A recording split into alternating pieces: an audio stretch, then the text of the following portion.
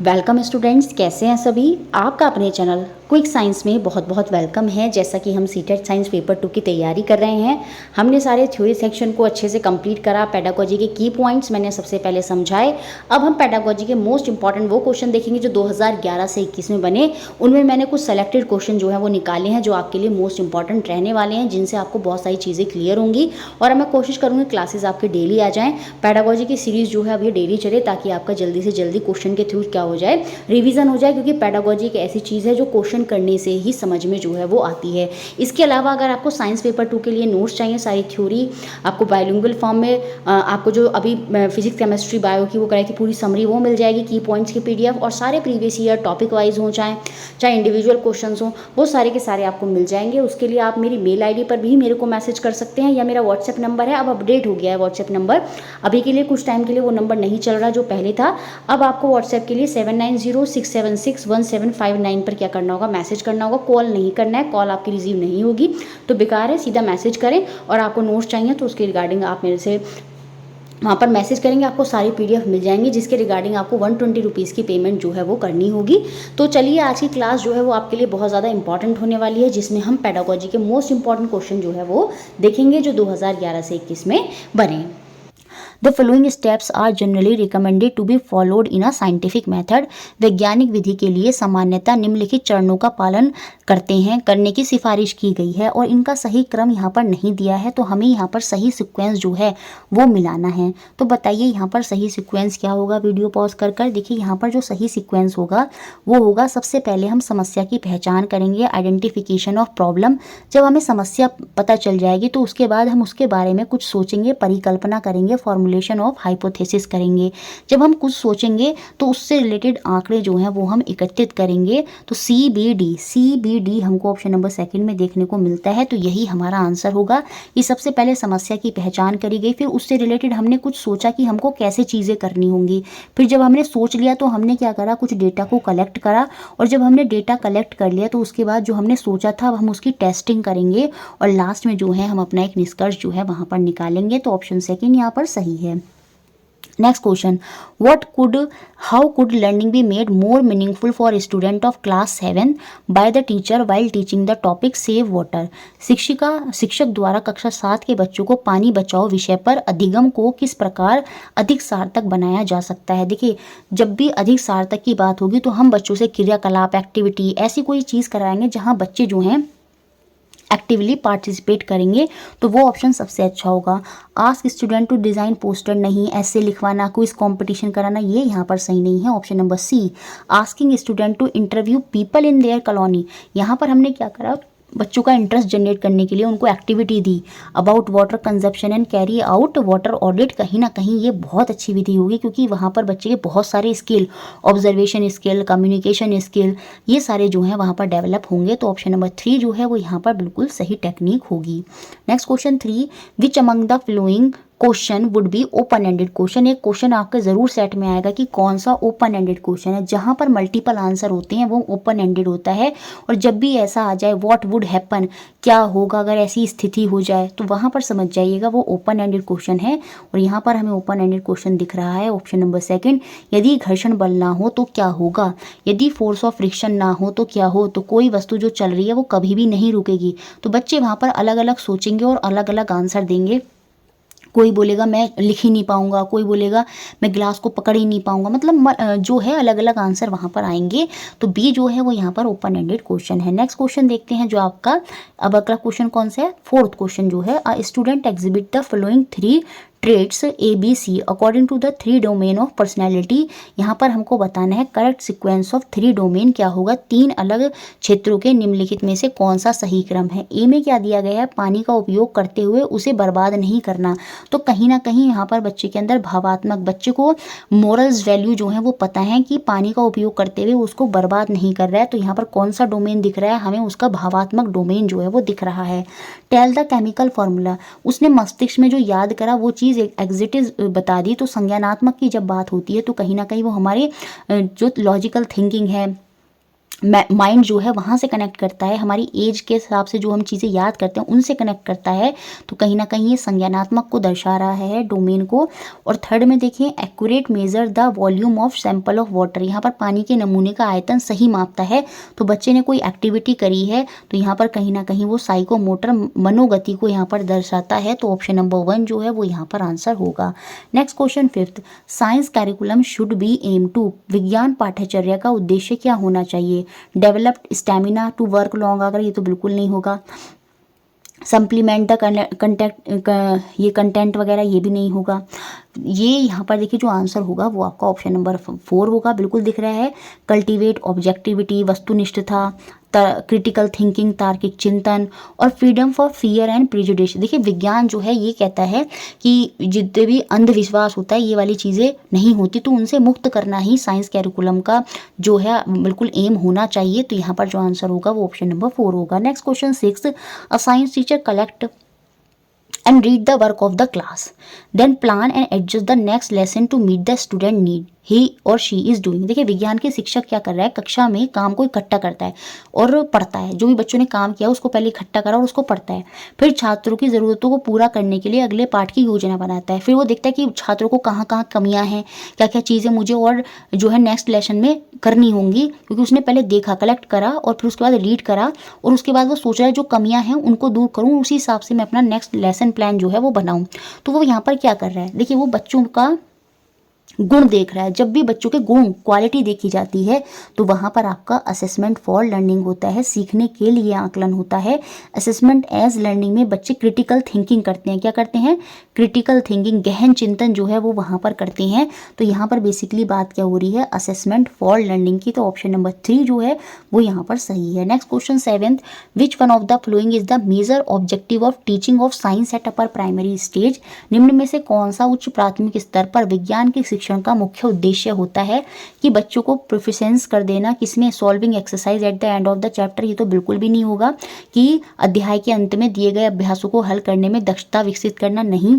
To promote rational thinking, बिल्कुल तर्क संगत सोच को बढ़ावा देना।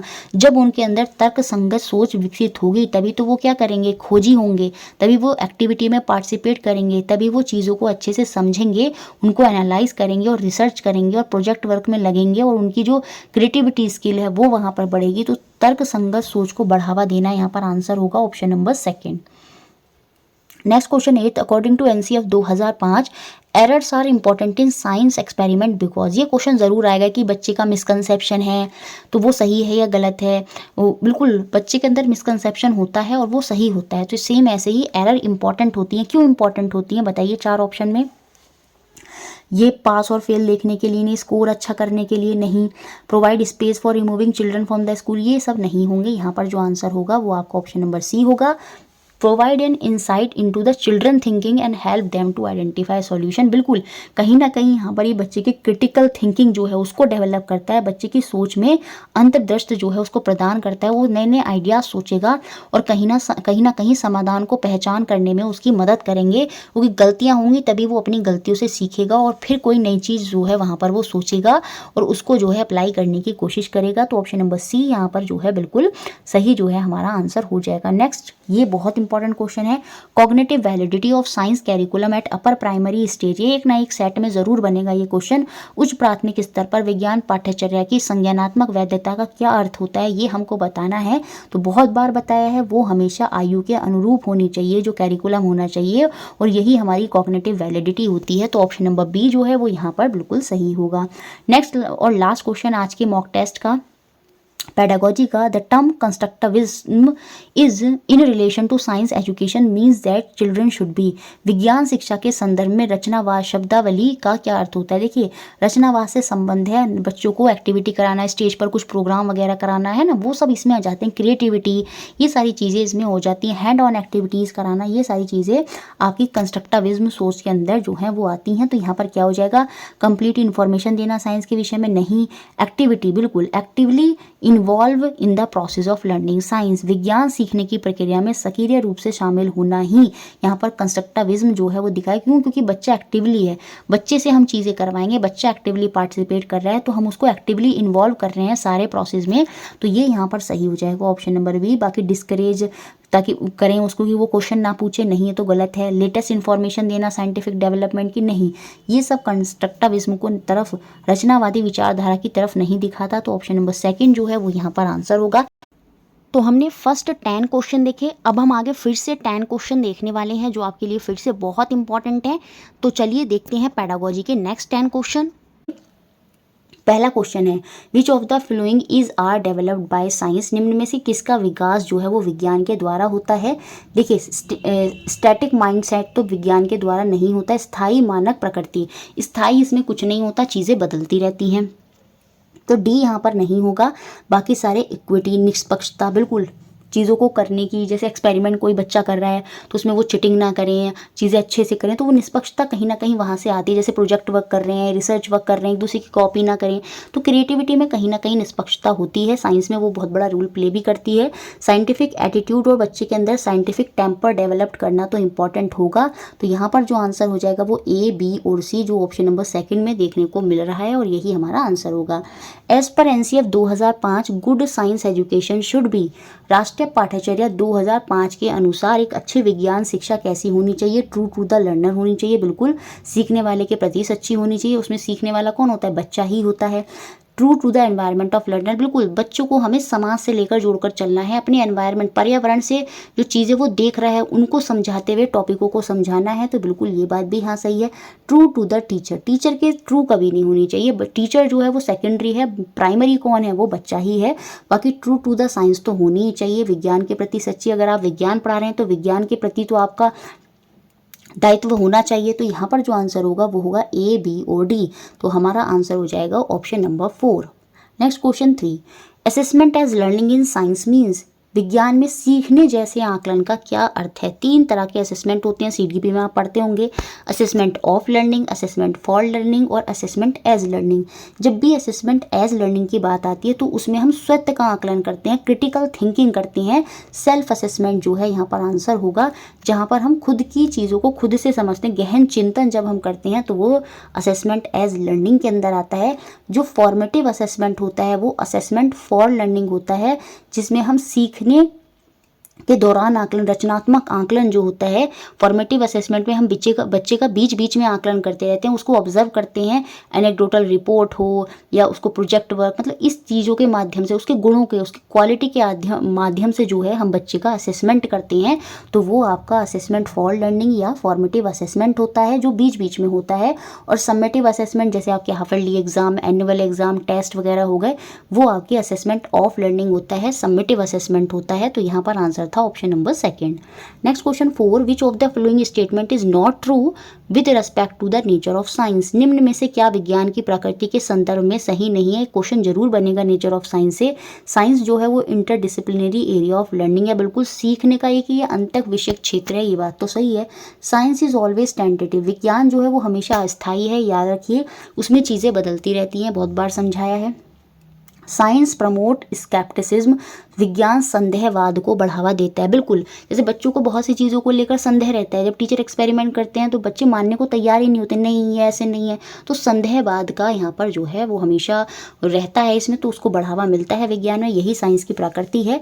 तो ये तीनों पॉइंट साइंस जो है यहाँ पर सही हैं। Science is equivalent to set of fact, नहीं, विज्ञान तथ्यों के समुच्चय का समतुल्य है, नहीं। तो यहाँ पर ये जो है साइंस का नेचर नहीं होगा, तो ऑप्शन नंबर डी यहाँ से बाहर हो गया।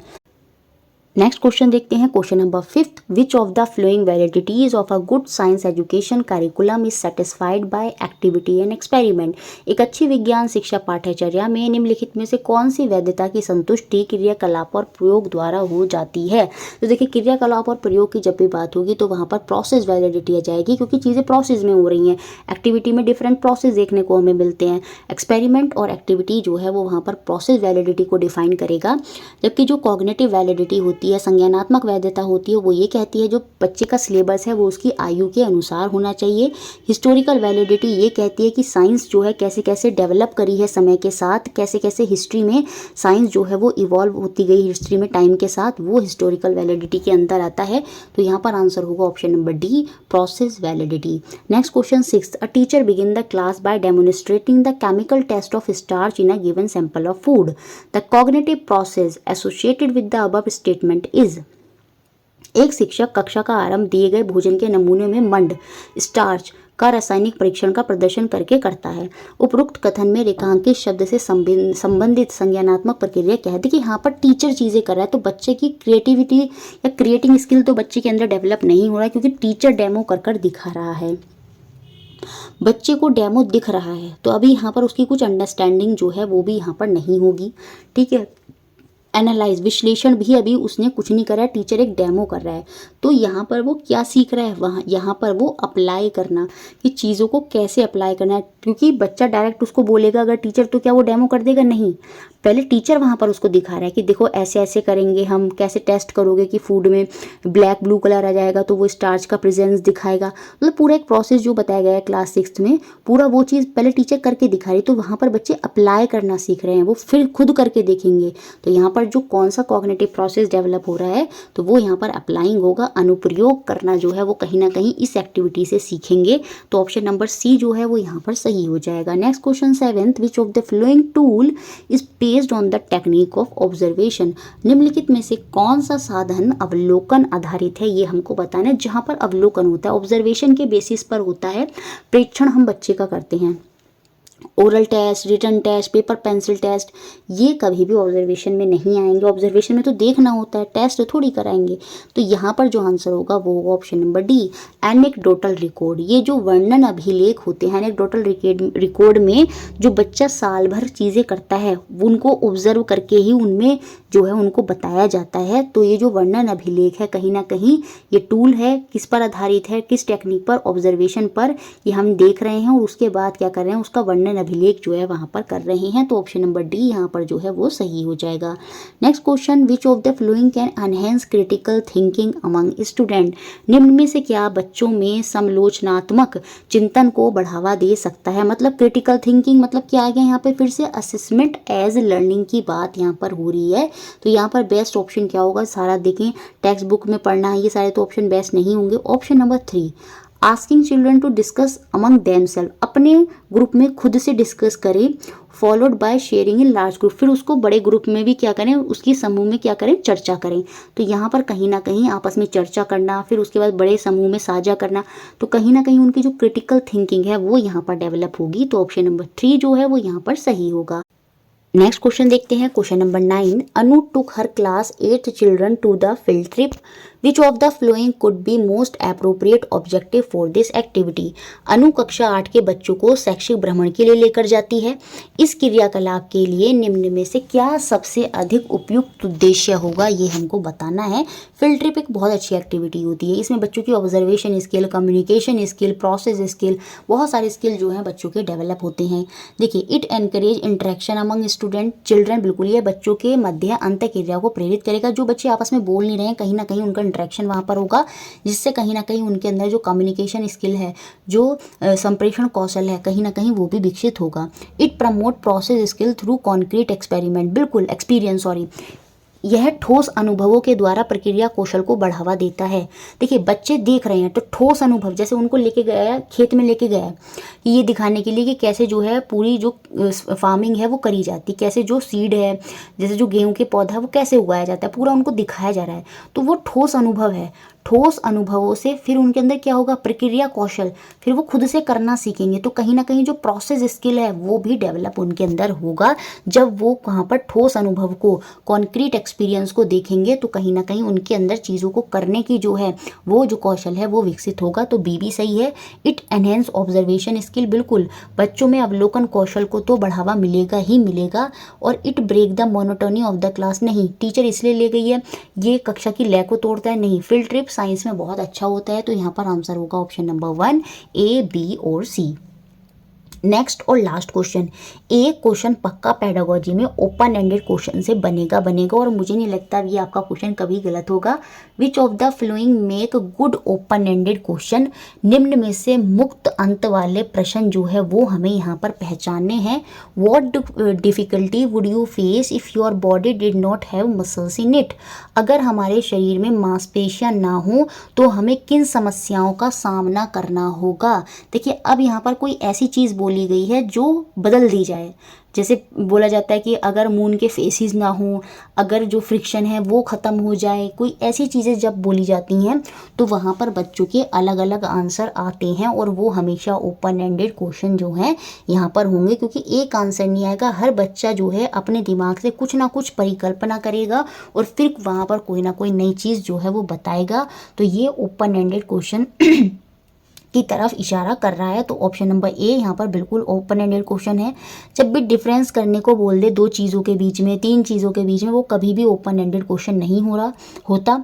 स्नेक और snail have a very different style of movement, why it is so. यहाँ पर फिर से वही डिफरेंस कर रहा है, स्नेक और स्नेल का जो है वो डिफरेंस करना है। तो ये भी जो है यहाँ पर ओपन एंडेड नहीं है। Observe various root and write their features, देखिए ये भी ओपन एंडेड नहीं है। विभिन्न जड़ों का अवलोकन करना है। अब सभी बच्चे जड़ों को देखेंगे और सभी जो है लगभग एक से ही फीचर लिखेंगे, तो यहाँ पर कुछ ओपन एंडेड कोई नई चीज़ नहीं, मतलब कुछ अलग नहीं सोचेंगे वो। तो ये डी भी जो है वो ओपन एंडेड क्वेश्चन नहीं है। तो यहाँ पर जो ओपन एंडेड क्वेश्चन है वो खाली ऑप्शन नंबर 3 हो जाएगा, ओनली ए। तो ओपन एंडेड क्वेश्चन से एक क्वेश्चन डेफिनेटली बने। 20 क्वेश्चन हमने कर लिए। अब हम फिर से नेक्स्ट 10 क्वेश्चन देखते हैं पैडागोजी के, और इसी के साथ हमारे 30 क्वेश्चन जो हैं वो पैडागोजी के कंप्लीट होंगे। नोट्स आपको चाहिए तो आप मेरी व्हाट्सएप पर मेरे को मैसेज कर सकते हैं। साइंस के नोट्स, सारी चीज़ें जो भी इंपॉर्टेंट हैं वो आपको PDF में मिल जाएंगी। हैंड टू हैंड 120 रुपीज़ की आपको पेमेंट करनी होगी। तो चलिए नेक्स्ट 10 क्वेश्चन देखते हैं पैडागोजी के। देखते हैं पैडागोजी के आपके 10 क्वेश्चन। पहला question, while teaching the concept force can change the shape of the object. बिल्कुल, फोर्स से जो है हम शेप चेंज कर सकते हैं एक वस्तु की। जैसे आप आटा गूंथते हैं तो आटा की शेप चेंज करते रहते हैं क्योंकि आप उस पर फोर्स लगा रहे हैं, बल लगा रहे हैं। तो टीचर प्लान द एक्टिविटीज़, यहाँ पर टीचर ने कुछ एक्टिविटीज़ प्लान की हैं। पहले उसने कॉन्सेप्ट बताया, यूजिंग कॉमनली ऑब्जर्व, है ना, कॉमनली ऑब्जर्व जो आसपास की चीज़ें होती हैं उनसे देखकर। फिर उसने एग्जाम्पल भी बताए। फिर उसने आटा को एक प्लेट में लिया और आस्क स्टूडेंट टू प्रेस, है ना, तो वो दबाने के लिए बोला। तो उससे बिल्कुल बच्चे जान जाएंगे कि फोर्स से जो है वो शेप चेंज हो रही है। फिर उनको ऑडियो फिल्म भी दिखाई, है ना, explaining the concept and some example. तो टीचर ऐसा सब क्यों कर रही है, यहाँ पर बताइए। ये 4 ऑप्शन दे रखे हैं। टीचर ऐसा क्यों कर रही है? वो अपनी नॉलेज दिखाना चाहती है? नहीं। लेसन प्लान को फॉलो कराना चाहती है? नहीं। प्रिपेयर टेस्ट के लिए करना चाहती है? नहीं, क्योंकि उसकी क्लास में वो अलग अलग मेथड यूज़ कर रही है। तो क्यों? क्योंकि उसकी क्लास में अलग अलग तरह के बच्चे हैं। There are different kind of learner in the class and she want to address multiple intelligence. अलग अलग तरह का बच्चा है, समावेशी कक्षा है, इंक्लूसिव क्लास है। तो इसीलिए वो क्या कर रही है, अलग अलग मेथड्स का प्रयोग कर रही है। तो ऑप्शन नंबर 4 यहाँ पर सही है। Next question second, a teacher plan to teach component of food in class 6, which of the following can be used as an essential question. एक शिक्षक कक्षा में भोजन के तत्वों को पढ़ाना चाहती है, उसकी योजना बनाना चाहती है, तो कौन सा मुख्य प्रश्न के रूप में प्रयुक्त किया जा सकता है? बताइए 4 ऑप्शन में से कौन सा आंसर होगा? यहाँ पर आंसर होगा option number second, does your mother prepare a definite set of food item for your lunch every day. क्या जो आपकी माता हैं वो प्रतिदिन दोपहर में एक ही तरह के भोज्य पदार्थ तैयार करती हैं? तो आप आंसर देंगे नहीं, वो चावल भी बनाती हैं, रोटी भी बनाती हैं, दाल भी होती है, सब्जी भी होता है, दही भी होता है, या छाछ वगैरह होता है। वो क्यों होता है? क्योंकि कंपोनेंट्स ऑफ फूड, अलग अलग न्यूट्रिएंट्स जो हैं अलग अलग फूड में होता है। दाल में प्रोटीन होगा, राइस में कार्बोहाइड्रेट होगा, ठीक है। तो अलग अलग तत्व जो है वहाँ से हमें मिल रहे हैं। तो कहीं ना कहीं ये क्वेश्चन जो है बच्चों को बहुत ज़्यादा, जो कुछ टॉपिक पढ़ाना है टीचर को, वहाँ पर उनको रिलेट कराएगा। तो ऑप्शन नंबर सेकंड यहाँ पर सही है। Next question 3, out of the following in which lesson is a general rule explain first then that example are illustrated। किस पार्ट में पहले सामान्य नियम स्पष्ट किए जाते हैं, उसके बाद उदाहरण दिए जाते हैं। ये क्वेश्चन मैंने इसलिए ऐड किया है, 2021 में बहुत सारे क्वेश्चन बने थे डिडक्टिव रीजनिंग से। डिडक्टिव रीजनिंग क्या होती है? उसमें पहले आप एक्सप्लेन कर देंगे कोई स्टेटमेंट और उसके बाद कोई क्वेश्चन पूछेंगे। तो यहाँ पर ये क्या है, ये डिडक्टिव रीजनिंग है, निगमनात्मक पार्ट है, जिसमें पहले एक्सप्लेनेशन होता है, उसके बाद एग्जाम्पल दिए जाते हैं।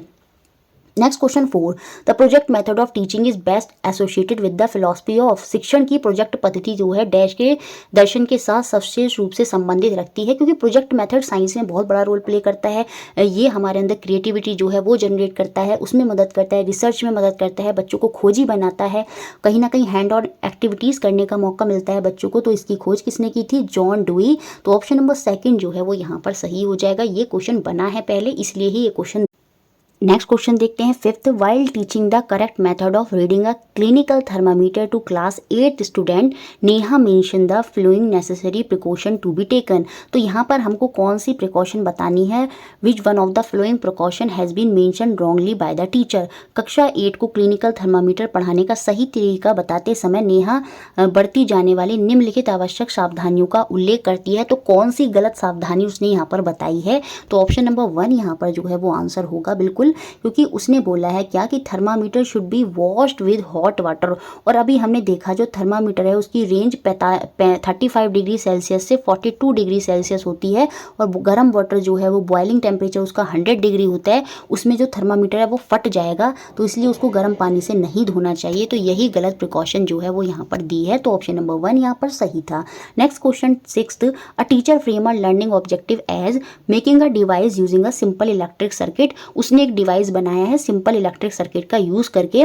This learning objective is matching with which cognitive process. एक शिक्षक किसी अधिगम उद्देश्य को प्राप्त इस प्रकार बनाता है, सरल विद्युत परिपथ का उपयोग करके किसी यंत्र का निर्माण करना है।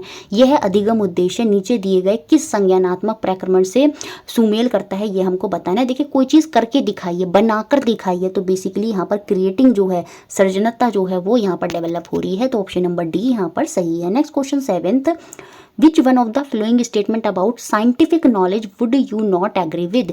वैज्ञानिक ज्ञान के बारे में निम्न में से किस कथन के साथ आप सहमत नहीं होंगे, बताइए क्या आंसर होगा यहाँ पर। सोशली और कल्चर तो होती है, या हमने सोशली एम्बेडेड होती है साइंटिफिक नॉलेज, बिल्कुल सोसाइटी के मुद्दों से रिलेटेड होती है। थ्योरी लेडन होती है, बहुत से बच्चे इसको देखते ही जो है टिक कर देंगे कि थ्योरी वाली बात आ गई, तो ये ऑप्शन हो जाएगा। नहीं, पढ़िएगा ध्यान से। वैज्ञानिक ज्ञान जो होते हैं सिद्धांतों से ही निकलते हैं। थ्योरी लेडन का मतलब थ्योरियों से निकलते हैं वैज्ञानिक ज्ञान, बिल्कुल ये बात सही है। Development of scientific knowledge involve imagination and creativity, ये तो बिल्कुल होगा। बाकी पहला पॉइंट यहाँ पर गलत हो जाएगा। वैज्ञानिक ज्ञान जो है वो निष्पेक्ष, निश्चित और शाश्वत नहीं है।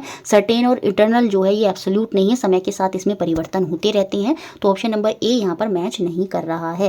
नेक्स्ट क्वेश्चन देखते हैं, question number 8, which one of the following technique is not recommended for science teacher to use in response to the complexity of learning. अधिगम की जटिलता की प्रक्रिया के रूप में निम्न में से कौन सी विधि के उपयोग की सलाह विज्ञान शिक्षकों को नहीं देनी चाहिए। बहुत से बच्चे क्या करेंगे, ओपन एंडेड क्वेश्चन समझ के सोचेंगे, ये पॉजिटिव पॉइंट है। देखिए यहाँ पर ध्यान से पढ़िएगा इसको। While introducing a complex concept ask only open ended question to stimulate thinking of student.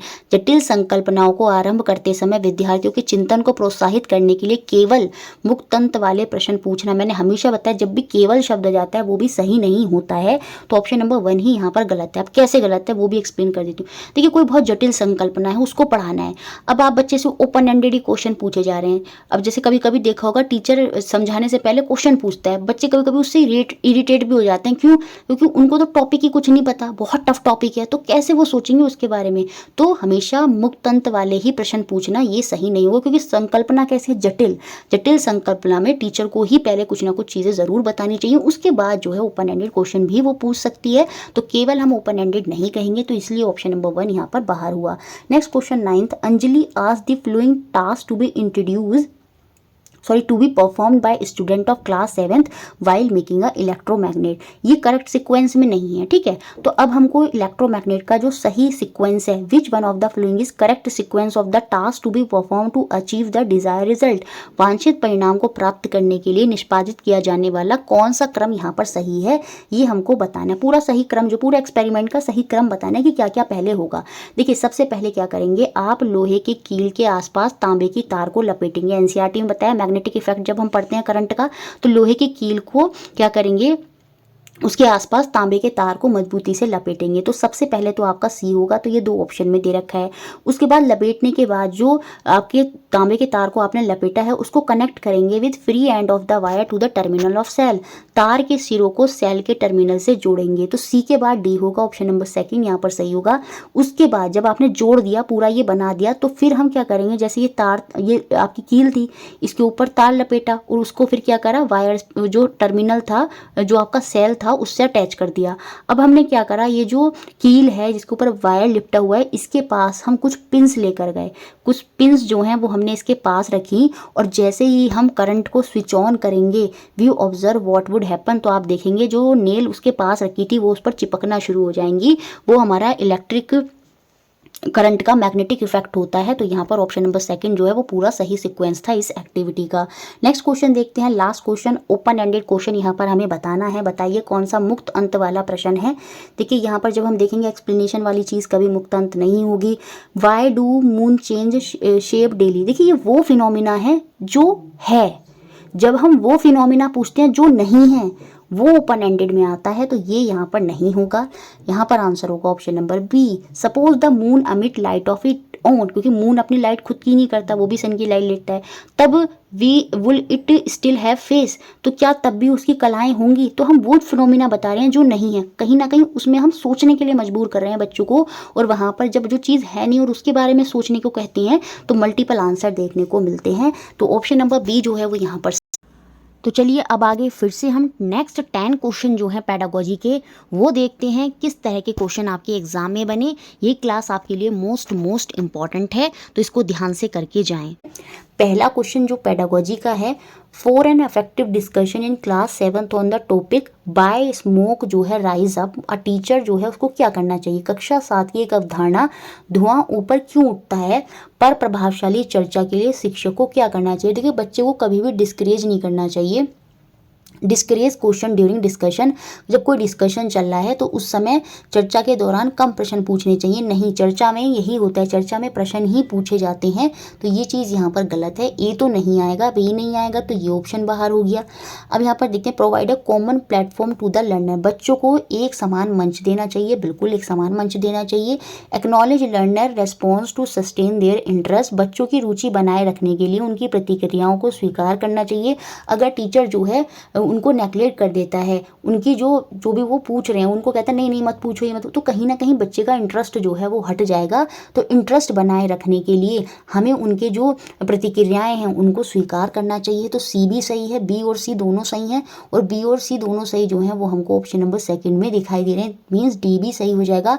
चर्चा के अंत में बच्चों के विचार का सारांश करते हुए आकलन करना चाहिए। अब देखिए जो भी बच्चा डिस्कशन के लिए लाया है उसको हमें समराइज करना चाहिए और असेस करना चाहिए लर्नर के idea at the end of discussion, उनके बेसिस पर हमें उसका आकलन भी करना चाहिए। तो यहाँ पर बी, सी और डी जो हैं वो बिल्कुल सही जो हैं यहाँ पर हो जाएंगे। Next question second, open a water tap, adjust the flow so that it form a thin stream, पानी की टैप को जो है पानी के नल को खोलिए, एक पतली धारा जो है उसकी बना लीजिए, उसमें उसको समायोजित कर लीजिए, एक पतली धारा चले जो टंकी की है। चार्ज अ रिफिल, एक रिफिल को क्या करें, जैसे सिर पर रगड़ लेते हैं उससे क्या होता है, रिफिल जो होती है जैसे ये जो होती है ना पैन की रिफिल को क्या करें सिर से रगड़ें तो उससे क्या हो जाएगा, वो चार्ज हो जाएगी। तो किसी रिफिल को चार्ज करें, आवेशित करें और उसको फिर पास लेकर आएँ किसके, जो वाटर स्ट्रीम अभी आपने टंकी से बनाई थी, और ऑब्जर्व करें क्या हैपन हुआ, क्या वहाँ पर हुआ। आप देखेंगे वो रिपेल करेंगे, एक दूसरे को अट्रैक्ट करेंगे, वो वहाँ पर इलेक्ट्रोस्टैटिक फोर्स जो है वो वहाँ पर काम कर रही है। Right a short report on the activity, ये जो एक्टिविटी है इस पर शॉर्ट रिपोर्ट भी बच्चों को लिखनी है। The skill developed in the student through this activity, तो प्रेषण करिए कि क्या होगा और इस गतिविधि के संक्षिप्त रिपोर्ट लिखिए, और इससे हमको बताना कि बच्चों के अंदर कौन कौन से जो कौशल हैं वो विकसित यहाँ पर हो रहे हैं। देखिए यहाँ पर सीधी सी बात है, बच्चे ऑब्जर्वेशन भी करेंगे क्योंकि टीचर ने बोला है कि ऑब्जर्व करें क्या होगा, तो ऑब्जर्वेशन तो करेंगे और साथ में वो एक्सपेरिमेंट भी कर देखेंगे क्योंकि वो अपने सिर से रिफिल को लगाएंगे, टीचर ने उनको करने के लिए दी है, तो सीधी सी बात है वो एक्सपेरिमेंटेशन तो कर रहे हैं। कम्युनिकेशन यहाँ पर नहीं करे, किसी से वार्ता नहीं कर रहे, वो सेल्फ कर रहे हैं इसको, तो कहीं ना कहीं क्रिएटिविटी यहाँ पर है, सृजनात्मकता है, क्योंकि बच्चे को देखने मिलेगा कि जो पानी की धार है वो या तो रिफिल की तरफ अट्रैक्ट होगी या उससे दूर जाएगी, तो कहीं ना कहीं क्रिएटिविटी वहाँ पर इन्वॉल्व हो रही है। तो ऑप्शन नंबर सी जो है वो यहाँ पर आंसर हो जाएगा।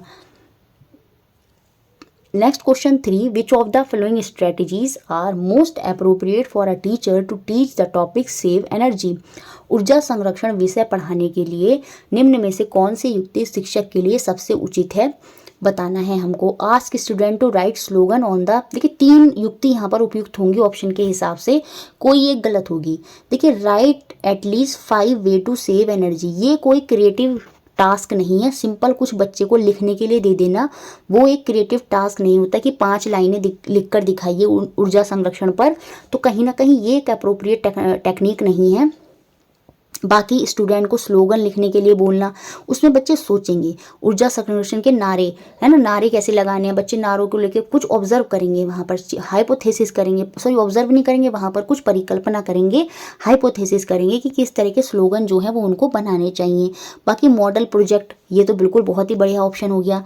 Encourage student to save energy in various way in their life, बिल्कुल बच्चों को प्रोत्साहित करेंगे क्योंकि कहीं ना कहीं हमें उन्हें इस टॉपिक की तरफ सेंसिटिव भी करना है, तो ये तरीका भी बहुत अच्छा हो जाएगा। तो यहाँ पर जो आंसर हो जाएगा वो आपका हो जाएगा ए और सी और डी, मतलब ऑप्शन नंबर 4 जो है वो यहाँ पर। नेक्स्ट क्वेश्चन देखते हैं, question number 4, the assessment in science should focus on, विज्ञान में जो आकलन होता है वो किस पर बल देना चाहिए। Understanding of concept and process, बिल्कुल ये हो सकता है, डेफिनेशन पर नहीं होगा, एक्यूरेट रिजल्ट नहीं होगा, ability to make neat and clean diagram नहीं होगा। तो ऑप्शन नंबर 1 जो है वो यहाँ पर आंसर है कि बच्चों को जो सब चीज़ें हैं वो समझ में आई हैं या नहीं आई हैं उसके बेसिस पर ही हम उसका आकलन करेंगे और किस तरह से वो प्रक्रियाओं को कर पा रहा है या उसकी समझ उसको कितनी है उसके आधार पर हम बच्चे का आकलन या मूल्यांकन करेंगे। तो ऑप्शन नंबर 1 यहाँ पर सही है। Next question 5th, class 7 teacher wrap a thin paper strip tightly around a iron rod and try to burn the paper with candle while rotating the iron rod continuously. Does it burn? Which process skill of student may be developed through this activity? लोहे की एक छड़ लेती है, उस पर पतले कागज की जो पट्टी है कसकर लपेट देती है और छड़ को लगातार घुमाते हुए जलाने की कोशिश करती है, मोमबत्ती रखकर उसको जलाने का प्रयास करिए। इस तरह की कोई एक्टिविटी जो है वो टीचर वहाँ पर करा रही है। तो बताइए कौन से कौशल जो है वो वहाँ पर विकसित होंगे।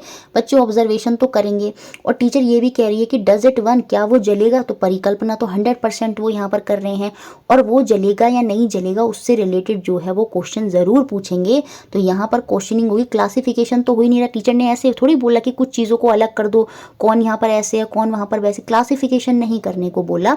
तो यहाँ पर ऑब्जर्वेशन, हाइपोथेसिस और क्वेश्चनिंग जो ऑप्शन नंबर सी है वो यहाँ पर सही हो जाएगा।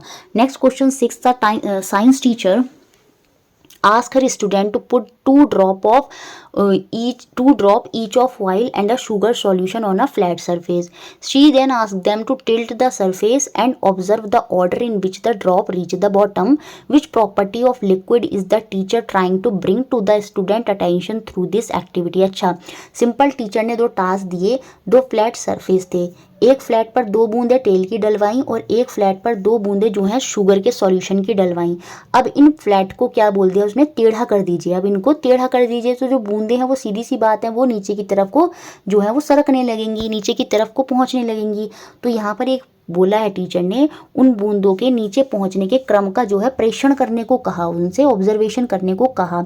तो इस प्रक्रिया में शिक्षिका द्रव के किस गुण को विद्यार्थियों से संज्ञान में लाना चाहती है। यहाँ पर कौन सा गुण जो है वो बच्चों को इस एक्टिविटी के माध्यम से बताना चाहती है, वो यहाँ पर विस्कोसिटी जो श्यानता होती है उसके बारे में बताना चाहती है। विस्कोसिटी श्यानता क्या है, वो होता है किसी सब्सटेंस का, किसी लिक्विड का गाढ़ापन, वो जितना ज़्यादा गाढ़ा होगा उसकी श्यानता उतनी ही ज़्यादा होगी।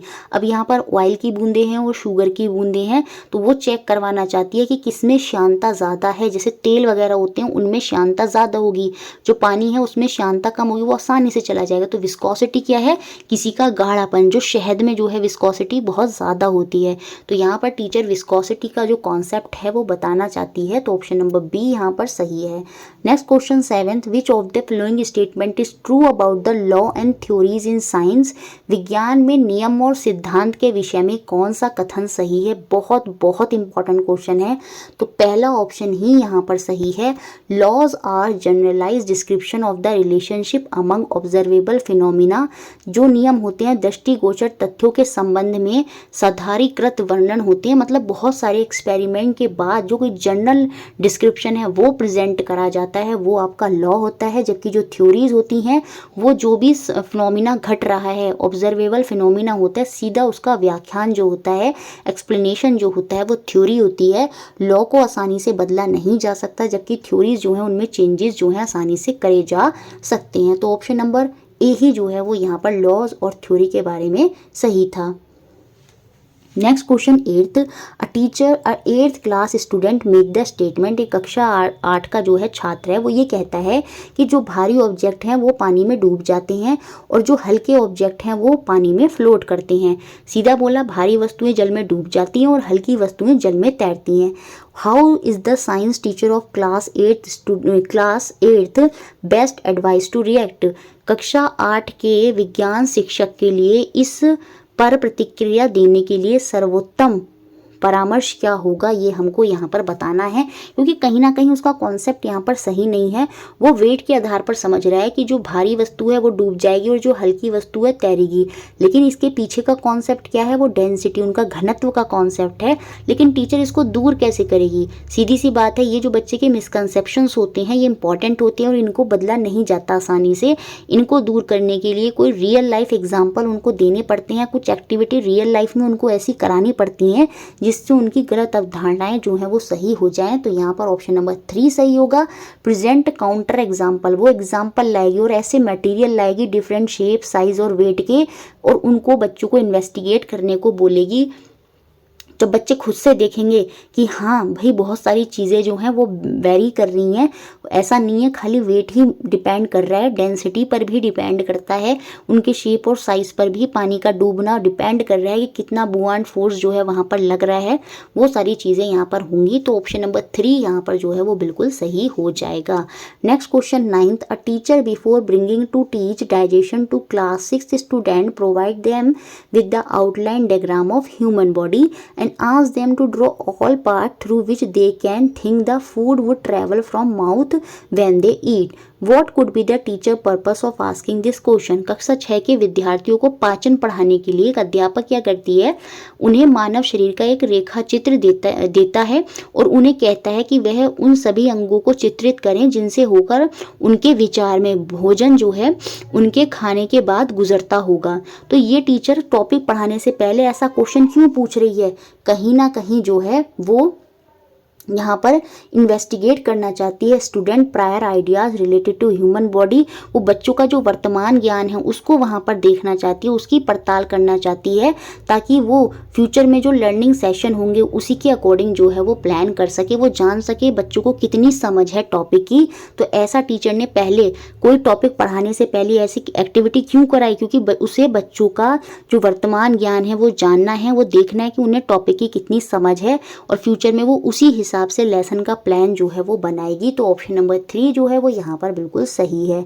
नेक्स्ट और last question, which one of the following should not be an aim of science education at upper primary level. निम्नलिखित में से विज्ञान शिक्षण का कौन सा लक्ष्य उच्च प्राथमिक स्तर पर नहीं होना चाहिए? देखिए, presenting fact of science to the learner, यहाँ पर हम विज्ञान के तथ्यों को सीखने वाली चीज़ें जो हैं वो प्रस्तुत करना ये नहीं होगा। बाकी इनकलकेटिंग वैल्यू आ जाएगा। देखिए, मूल्य होने बहुत ज़रूरी हैं, वरना बच्चे चिटिंग करेंगे एक्सपेरिमेंट में, प्रोजेक्ट वर्क में क्या करेंगे, रिसर्च जो बच्चों को रिसर्च वर्क करने हैं वो बच्चे खुद से ना सोचकर क्या करेंगे, सीधे कॉपी पेस्ट कर लेंगे। तो वो इनकलकेटिंग वैल्यूज़ जो हैं बच्चों के अंदर डालनी पड़ेंगी। क्यूरियोसिटी और कल्टीवेशन ऑफ साइंटिफिक टेम्पर, ये सब तो होगा, लेकिन सीधे उनको फैक्ट दे देना, फैक्ट प्रोवाइड कर देना। जैसे मैं आती हूँ और मैंने सीधा आपको न्यूटन का लॉ बताना शुरू कर दिए कि जो वस्तु स्थिर अवस्था में है वो स्थिर अवस्था में ही रहेगी जब तक उस पर एक्सटर्नल बल नहीं लगेगा। तो सीधे प्रेजेंट फैक्ट करना वो एक एम नहीं होना चाहिए। बाकी सारे तीनों पॉइंट यहाँ पर पॉजिटिव है। इनकलकेटिंग वैल्यू, मूल्यों का आत्मसार करना क्यों होगा वो भी मैंने समझा दिया। तो ऑप्शन नंबर डी जो है वो यहाँ पर आंसर नहीं होगा। तो हमने 40 क्वेश्चन टोटल में देख लिए और अब हम लास्ट 10 क्वेश्चन करते हैं और इसी के साथ ये जो हमारे 50 क्वेश्चन हैं वो कंप्लीट हो जाएंगे। तो ये पेडागोजी की क्लास और ऊपर की 4 क्लासेज आप देख जाइए। कंटेंट में टॉपिक सीरीज हमने कर लिया और अब आपके लिए प्रैक्टिस सेशन अब आगे आएंगे, वो आप करके जाइएगा। तो साइंस में तो आप बहुत अच्छा स्कोर करेंगे। तो चलिए अब हम देखते हैं लास्ट के 10 पेडागोजी क्वेश्चन। पेडागोजी के 10 क्वेश्चन देखते हैं। Which one of the following is best suited to the development of scientific skill in a student. छात्रों में वैज्ञानिक कौशल का विकास के लिए सबसे उपयुक्त क्या होगा? चलिए सोचिए क्या होगा। सबसे उपयुक्त होगा यहाँ पर परफॉर्मिंग लेबोरेटरी वर्क। प्रयोगशाला में कार्य कराना, क्योंकि कहीं ना कहीं उससे बच्चे के अंदर वैज्ञानिक कौशल, देखिए जब हमें बहुत सारे कौशल विकसित करने होते हैं तब हम बच्चों को फील्ड ट्रिप पर लेकर जाते हैं, फील्ड ट्रिप का आयोजन करते हैं। लेकिन सिंपल हमें यहाँ पर बच्चे के अंदर वैज्ञानिक कौशल को डेवलप करना है, और वो तभी होगा जब हम बच्चे को लेबोरेटरी वर्क कराएंगे। तो कहीं ना कहीं साइंस में किस तरह से एक्सपेरिमेंट होते हैं, किस तरह से नए नए सब्सटेंस बनते हैं, वो चीज़ें उनको समझ में आएंगी। तो जो साइंटिफिक स्किल है वो उसकी लेबोरेटरी प्रयोगशाला में कार्य करने से विकसित होगी। तो ऑप्शन नंबर 1 यहाँ पर सही हो जाएगा। Next question second, project method in teaching of science is suited most to, विज्ञान शिक्षण में परियोजना पद्धति के लिए सबसे अच्छा उपयुक्त आंसर यहाँ पर क्या होगा, बताइए यहाँ पर क्या होगा।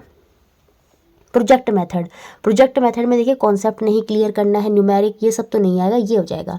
Promote scientific method of working, वैज्ञानिक तरीके से काम करने को बढ़ावा देना। प्रोजेक्ट मेथड हम इसलिए ही कराते हैं ताकि बच्चा चीज़ों को वैज्ञानिक ढंग से कर सके, तो साइंटिफिक मेथड को प्रमोट करना ही यहाँ पर उद्देश्य होगा। तो ऑप्शन नंबर 1 यहाँ पर सही। Next third, at the primary level science and social studies are taught under the same subject environmental studies, this science teaching क्या है, ये हमको बताना है। प्राथमिक स्तर पर विज्ञान और सामाजिक विज्ञान को एक ही विषय पर्यावरण अध्ययन के अंदर पढ़ाया जाता है। तो विज्ञान शिक्षण यहाँ पर कैसे हो रही है, क्या है यहाँ पर, क्या अप्रोच है, तो यहाँ पर इंटीग्रेटेड अप्रोच है, एकीकृत उपागम है। सब चीज़ों को एक साथ जो है करके पढ़ाया जा रहा है, कनेक्ट कर कर कि हाँ वो सब चीज़ें एक साथ दूसरे से कनेक्ट हैं। तो ऑप्शन सी यहाँ पर सही। Next question fourth, a teacher while teaching a concept frequently take feedback from the student, this practice में एक शिक्षिका संकल्पना पढ़ाते समय विद्यार्थियों के आकलन अक्सर प्रतिपुष्टि लेती है, मतलब जल्दी जल्दी वो फीडबैक लेती है। जब हम बीच बीच में जल्दी जल्दी बच्चों का असेसमेंट करते हैं, मूल्यांकन करते हैं, फीडबैक लेते रहते हैं उनसे, तो कहीं ना कहीं वो हमारा फॉर्मेटिव असेसमेंट होता है, रूपात्मक आकलन जो वो है वो वहाँ पर होता है। तो ऑप्शन नंबर 1 यहाँ पर सही है। नेक्स्ट क्वेश्चन फिफ्थ, एनसीएफ 2005 के अनुसार good science education is true to life, एक अच्छी विज्ञान शिक्षा जीवन के प्रति सत्य है। बच्चे के प्रति कब वो सत्य होती है, जब वो बच्चे के सेंटर में होती है। अब यहाँ पर कह रहा है ट्रू टू द लाइफ, जीवन के प्रति सत्य कब होगी, जब बच्चा साइंस को अपने जीवन में प्रयोग करेगा। कोई भी कार्य करने में अगर वो साइंस प्रयोग कर रहा है तो वो होगी वहाँ पर good education is true to life. तो ऑप्शन नंबर 4 यहाँ पर जो है सबसे बेस्ट होगा। Science should prepare the child to the world of work, विज्ञान बालक को कार्य की दुनिया में प्रवेश हेतु तैयार करे, वही तो है ट्रू टू लाइफ। जब वो विज्ञान को अपने दैनिक जीवन में, जब वो वर्ल्ड संसार में जाएगा वहाँ पर अगर साइंस का वो प्रयोग करता है तो वो है आपका क्या, ट्रू टू लाइफ। तो ऑप्शन नंबर डी जो है वो यहाँ पर सही हो जाएगा। नेक्स्ट क्वेश्चन 6, कंटिन्यूअस और कॉम्प्रिहेंसिव इवैल्यूएशन इन साइंस मीन्स, विज्ञान में मूल्यांकन के सतत और समग्र मूल्यांकन का अर्थ क्या होता है। कंटिन्यूअस मतलब लगातार बीच बीच में आकलन, वो फॉर्मेटिव हो गया, और कंपैरिजन मतलब एक साथ बाद में जो समेटिव असेसमेंट होता है वो। तो यहाँ पर आंसर हो गया ऑप्शन नंबर डी, ये बताता है समेटिव और फॉर्मेटिव असेसमेंट को, अंतिम एवं रचनात्मक मूल्यांकन को। नेक्स्ट क्वेश्चन 7, यहाँ पर कौन सा स्टेप नहीं है प्रॉब्लम सॉल्विंग का, समस्या समाधान विधि का कौन सा चरण नहीं है।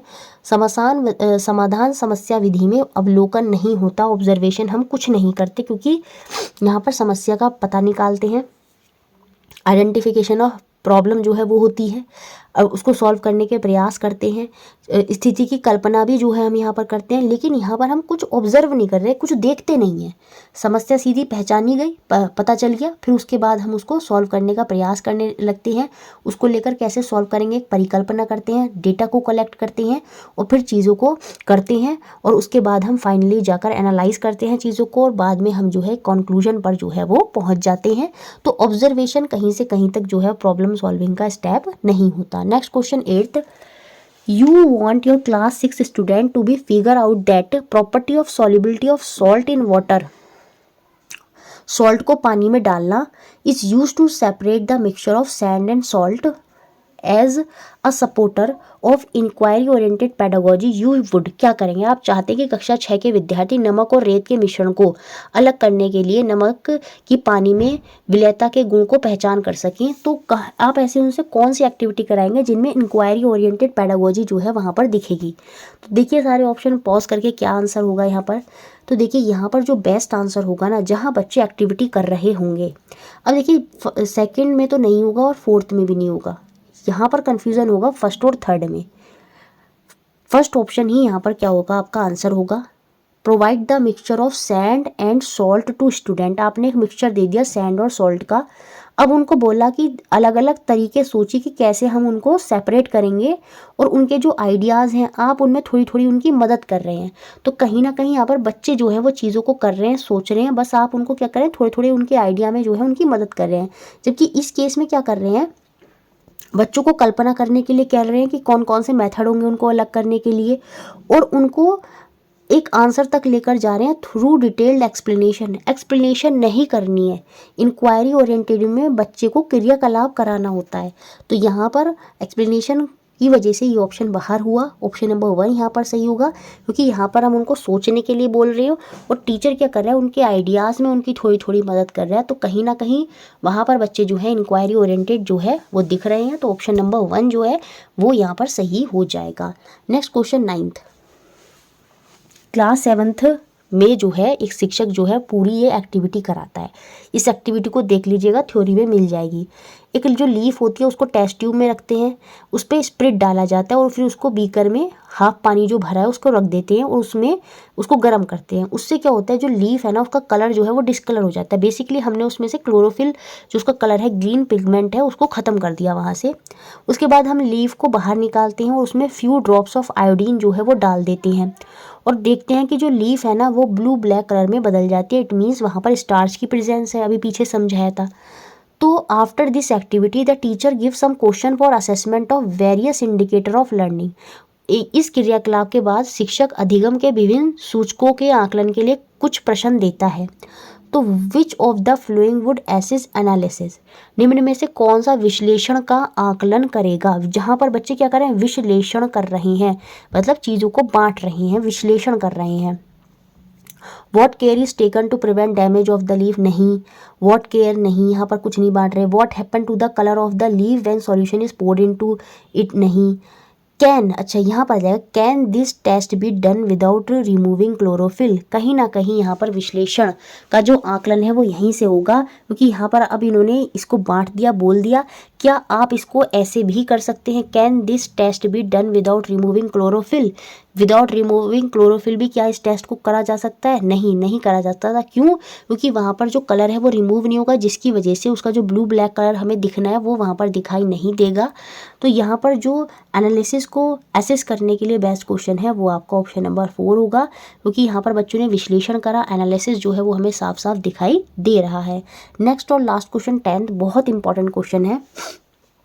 I put 1 year on a steel rail road track, मैं अपना एक कान स्टील की रेल की पटरी पर रखता हूँ।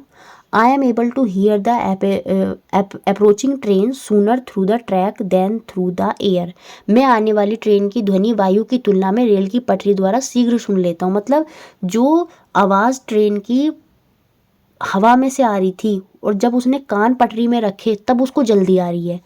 तो उससे उसने क्या करा, ऑब्जर्वेशन करा, सीधी सी बात है। अब यहाँ पर यही बताना था कौन कौन से ऑब्जर्वेशन है और कौन कौन से निष्कर्ष हैं, कौन कौन से इन्फ्रेंस हैं। ये तो वो चीज़ कर रहा है, तो कुछ ने कुछ ऑब्जर्व कर लिया। उसने ऑब्जर्व क्या कर लिया कि जब वो कान को पटरी पर लगाता है तब उसको ध्वनि जल्दी सुनाई देती है एज़ कम्पेयर टू एयर, ये उसने ऑब्जर्व करा। उसके बाद उसने कुछ निष्कर्ष निकाले। क्या निष्कर्ष निकाले, sound travel faster through steel as compare to air. इससे उसका एक निष्कर्ष निकला कि वायु की तुलना में जो ध्वनि है वो स्टील में अच्छी चाल से गमन करती है। तो ये सीधी सी बात है, ये रिजल्ट निकला उसका, तो ये आपका इन्फ्रेंस है। फिर उससे इसने एक चीज़ और बोली कि sound travel faster through solid as compare to gas. इससे फिर एक और निष्कर्ष निकल कर आया कि जो गैसों की तुलना में जो ध्वनि होती है वो ठोसों में, जो ठोस होते हैं, जो सॉलिड होते हैं, उनमें जल्दी जो है वो गमन करती है। तो यहाँ पर हमारा ए तो ऑब्जर्वेशन है और बी और सी हमारी इन्फ्रेंस है। ए प्रेषण है तथा बी और सी जो है वो निष्कर्ष हैं। तो हमने सारे क्वेश्चन कवर करे और मुझे लगता है सब अच्छे से क्लियर आपको हुए होंगे। वीडियो अच्छा लगता है तो उसको लाइक करें, शेयर करें और चैनल से बने रहें।